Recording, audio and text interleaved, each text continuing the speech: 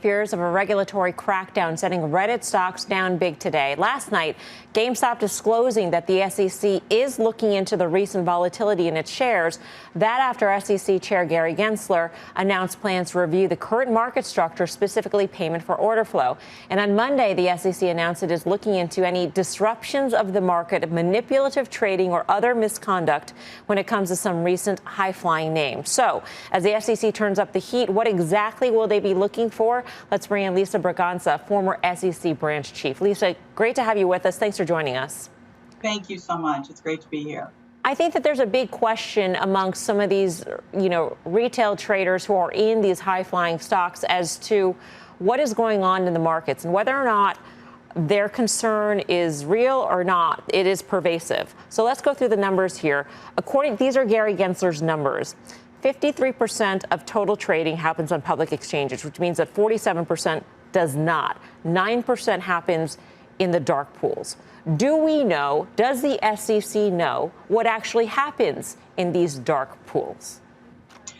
The SEC has the ability to be able to look into that. The problem is that, for this large portion of trading that isn't occurring on the public markets, it's gumming up the works. The way that the markets were set up was with an expectation, and the regulations are set up, was with an expectation that there would be public trading and that the prices that stocks were trading at would be available on those public platforms, exchanges. Well, that's not the case for about half the trading that's going on out there. And the great thing about Chairman Gensler, I really want a Chairman Gensler bobblehead because he's just the best. I mean, he is looking at this, at the reality of what trading is today and saying the law is out of step. And, that's the sign of somebody who's not a lawyer. And it's just terrific to see. We have the ability to look into what is going on, and we should also add as a corollary that 38% of trading happens in off-exchange trading platforms, and so away from the public exchanges as well. Could you say definitively that things like naked shorting does not go on, given that the SEC hasn't really looked into the trading activity to date in these dark pools and the off-exchange trading, which is subject to a whole different set of rules? I mean, do we know? Because the perception of this new generation of investor is that the market's rigged and that there are institutions and bigger investors who are committing effectively financial treason off exchange. And that is the huge issue that I think the current chairman is addressing, that the trading in meme stocks, the fact that that we have Reddit traders, people who are very active and who want to be investing, young people who are learning a lot and are passionate about this, but who lack confidence in the regulatory structure and in the system. That is something that, you need confidence in capital markets in order to have a healthy system for raising money for business. So this situation is something that I think he wants to address.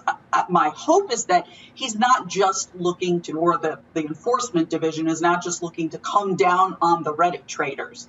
I mean, obviously, if there's insider trading that was going on, if there's, market manipulation that's illegal, then, they will find that.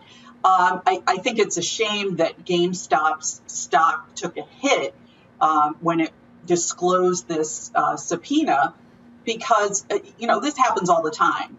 The SEC can be doing an insider trading investigation, and it will issue a subpoena to the company that whose stock was traded, and the company didn't do anything wrong. So there really isn't any reason for the markets to be reacting so negatively, and for investors to be running from GameStop. Right. This is not a GameStop problem. It's a trading problem. With respect to the naked shorting, I don't think the problem really is naked shorting. Shorting is a good thing. I mean, we have this balance that goes on. We have people who buy a stock and, they want good things to happen. So they want the price to go up. But sometimes the price is too high So how do we bring it back down? Shorting is one of the few ways that we can get that price back to reality when it's too high. Sure, and I don't think anybody's disputing the role of shorting in this market. It's whether or not naked shorting, which is illegal, has been illegal since the financial crisis, actually exists, and whether we know it exists or doesn't exist when so much is traded off exchange and there's less transparency to the market. But I want to get back to something that you said that I thought was interesting, and that is the SEC looking into these Reddit traders. Why would the SEC go after, in large part, what seems to be retail traders? I mean, if you took a look at what the CEO of AMC sent out yesterday in terms of 4.1 million individual investors that own an average of 120 shares of AMC, this group of people, this cohort, doesn't seem like they would have their wherewithal to manipulate the markets, unless you see something that isn't obvious to me, at least. Well, I think what the SEC would be looking into is whether there is some kind of coordinated effort to drive up the price.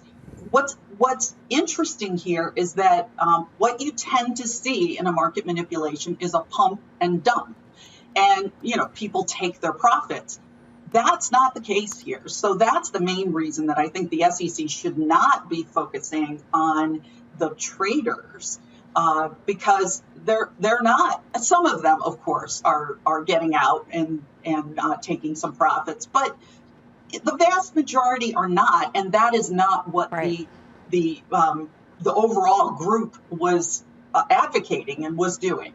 So I think the real issue here is, do we have systemic problems, not retail trading problems, not manipulation, and some of it is going on undisclosed. The SEC has the right to go in and look at what Citadel is doing and look at what these other big market participants are doing, but how much are they doing it?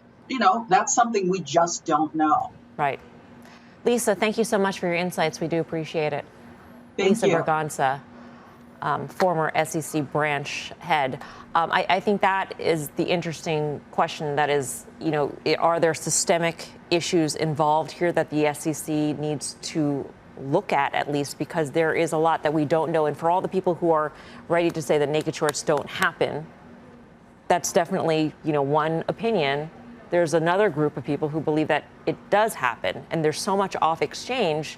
Do we know? Right. That's the issue. And it's nothing that we're going to say that's going to change their opinions, and that's fine. And I'm sure it does happen to a certain extent. I've been of the belief that these derivative products that are creating synthetic shorts that are highly levered are part of the problem. I'll also say this. Don't think for a second, and I've mentioned this, I'll say it again, that hedge funds haven't hired people to infiltrate and watch and in some capacity participate in some of these rooms. Without question, you want to investigate something, go find those guys and gals, because I think they might be at the root of this problem as well. Pete, what's your perspective from the options market point of view?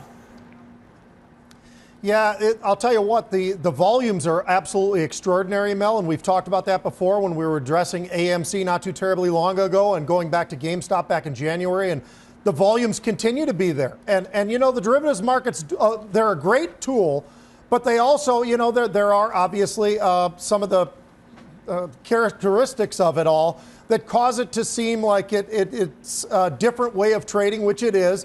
And if you know what you're doing, then I think that's very comfortable. For me, my biggest discomfort is that I don't know that a lot of the people that are actually trading in the derivatives markets right now completely understand what their risks are. And I don't know how we can fix that, but they've got to get a better understanding of what's really going on and how much risk do they really have on. And I think that's part of the problem, because she mentioned investments. These are not investments. These are trades. These are traders. There is absolutely no doubt in my mind about that. Even the 100 share folks or the option folks, they are trading this. And so they're not looking at this as some sort of they're not seeing the fundamental story. They're not seeing a lot of the other aspects of it. What they're looking at is the opportunity for that squeeze of those shorts. And I'm not saying there's anything wrong with that, but they've got to understand much more about what they're doing and what their risks are. And that's my biggest concern right now as I watch this continually move to different stocks each and every day.